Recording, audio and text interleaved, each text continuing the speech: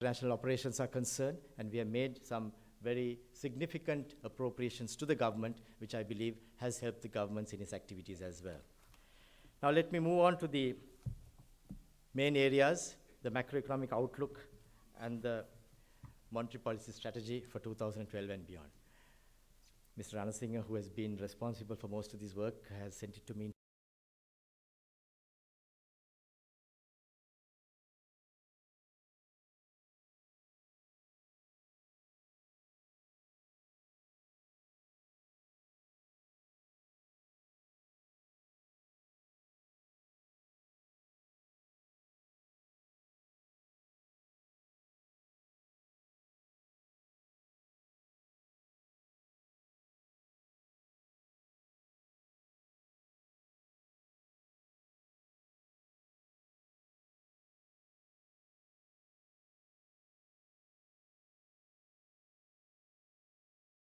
Because it was too big to be handled in one book.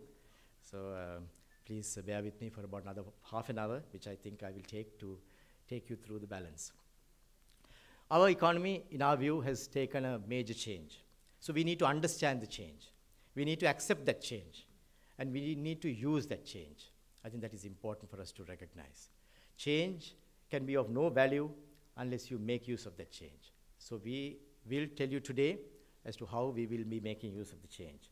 So these major structural changes that have taken place should need a little bit of deliberation initially. If you look at the sectoral share of our GDP in the year 1950, it was a total of about $900 million. 45% was agriculture, 19% was industry, and 36% was services. By the time 1977 came, agriculture had dropped to 31%, of course still $1.3 billion worth. The industries was 29%, and the services accounted for 41%, or $1.7 billion. But come last year, our total GDP is about 59 billion. Of that, 12%, or 7.1 billion, was agriculture, 16.6 billion was industries, and the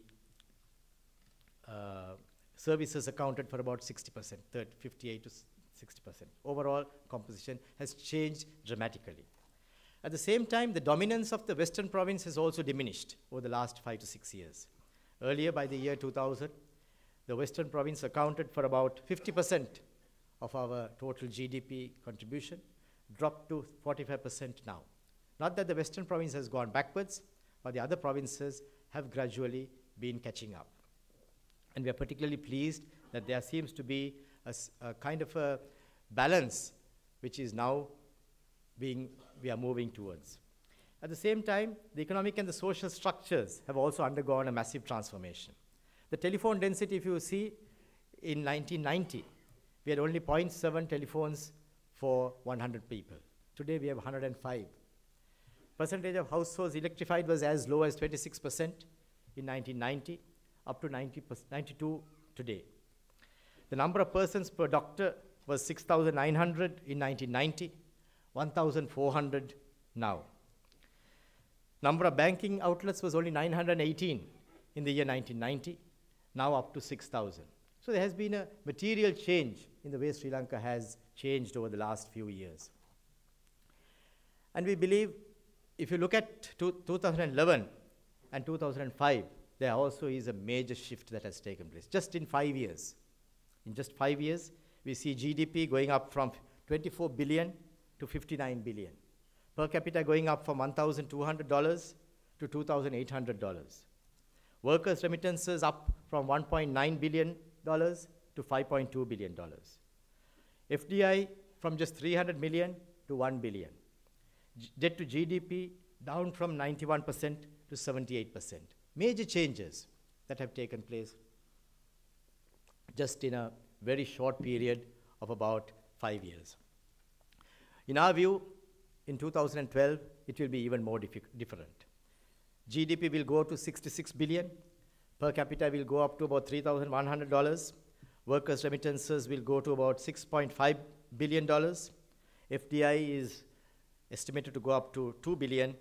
Foreign funds into banks will probably reach $1 billion. Tourist arrivals maybe more than 1 million, perhaps 1.2 million people. So our external sector, we believe, will undergo a major change, which we will fashion as well, which we will also contribute towards making that change.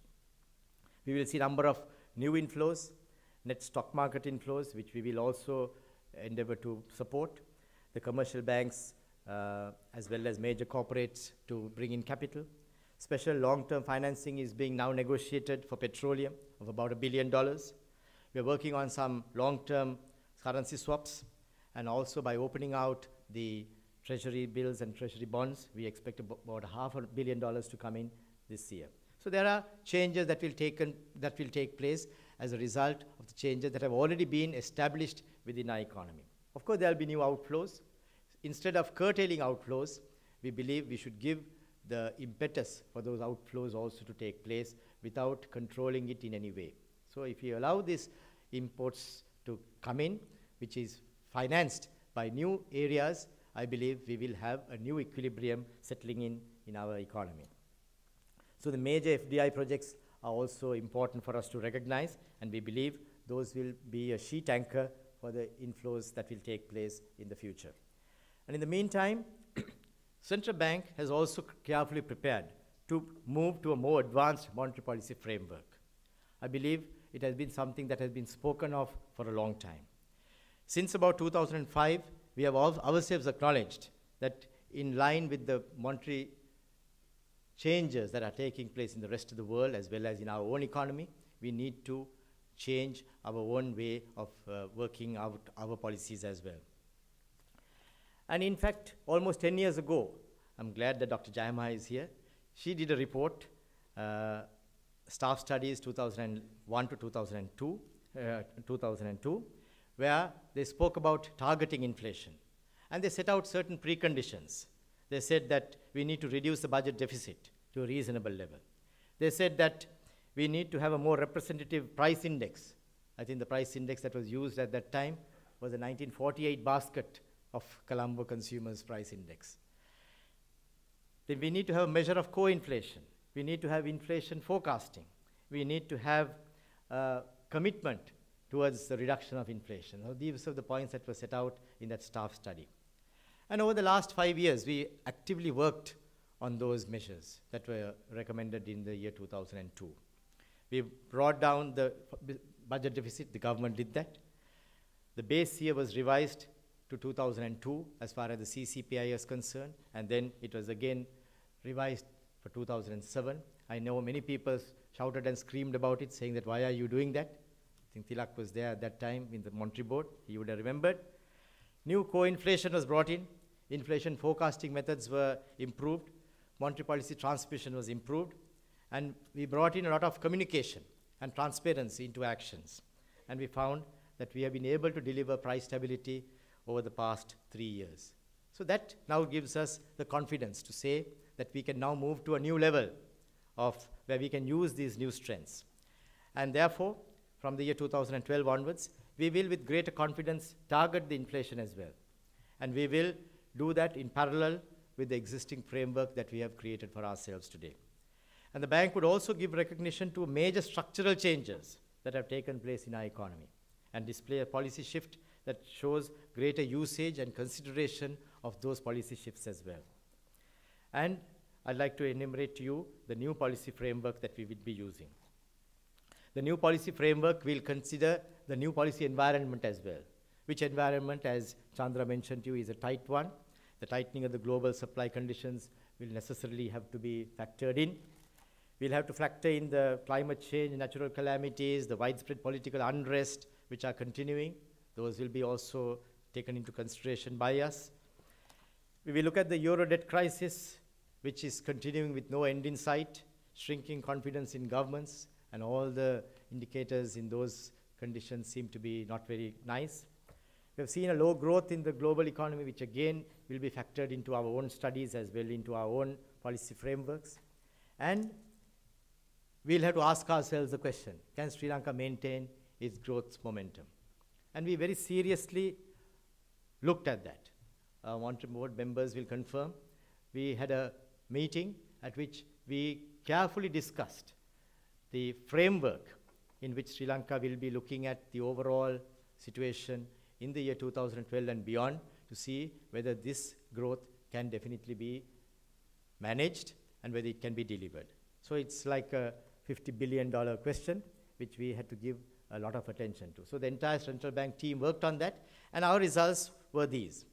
In 2012, we will expect major contributions to growth to come from the agricultural sector, expected to expand about 7.3% compared to 2% in 2011. We have seen a 14.5% growth in paddy due to favorable weather conditions so far. Fishing has been an improving sector. Tea has been also improving, and coconut also has seen a major potential for growth in the year 2012. So we are looking at that to be an important anchor for the food security as well as for a growth momentum to be created. Industry sector is going to be, in our view, growing at a slightly lower pace than in the year 2011, down from 10.1% to about 9%, because we are going to see construction at a fairly high level of growth, and also mining and quarrying also to be growing at a fairly reasonable situation. The growth momentum in the cottage industry is also being envisaged, and so is the electricity owing to the low-cost power generation using coal power. The services sector is again going to be expanding at a fairly modest 7.7% as against 8.6% this year, which will mean about 22%, of course, is coming from the tourism sector, 8.2% from the domestic trade, 10.2% from the post and telecommunications, and of course, financial services will have a strong growth of about 8.2% in line with the economic activity that is expected to move forward. So in our view, we will see the macroeconomic conditions also playing a major role in our growth story. So we will have to ensure that growth is also supported by the central bank and the government. Strengthened investor confidence is maintained. Promotion of agricultural industrial products for both traditional and non-traditional markets. Continuation of the government support, and the promotion of FDIs to continue. So if we are able to maintain that momentum, and we have every confidence that we can, then Sri Lanka can deliver an 8% growth for the next year as well. So we have, after careful consideration, decided to announce that Sri Lanka will be able to generate an 8% growth in the year 2012. And if you look at it carefully, you will find that it is down from the 9% that we had projected in our roadmap in 2011, and also in our annual report that we published in March 2011. So although there has been a reduction in the growth that we had originally envisaged, we believe, considering all the factors that we enumerated to you now,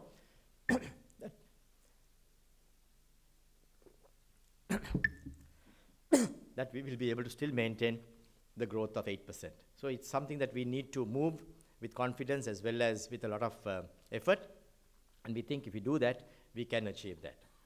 On our part, the central bank will be keen to accommodate the higher growth, but our priority will certainly be inflation. The fact that we have the cushion of an 8% growth within our reach gives us the confidence that in the event there has to be any kind of attention being paid, we have the ability to give that little bit of a respite to the growth if we have to really deal with a situation of strong inflationary pressures building up. So that is an advantage that we will have, and we will use that if necessary as well. So based on that factor, we will want to deliver a mid-single digit level inflation that will be between 5 and 6% in 2012, and the GDP deflator in our view will be around 6.5% in 2012. We also expect the fiscal deficit to decline to 6.2%, and the non-bank borrowings are expected to increase in the year 2012 so that the government will not need to borrow as much as it would have had in the past.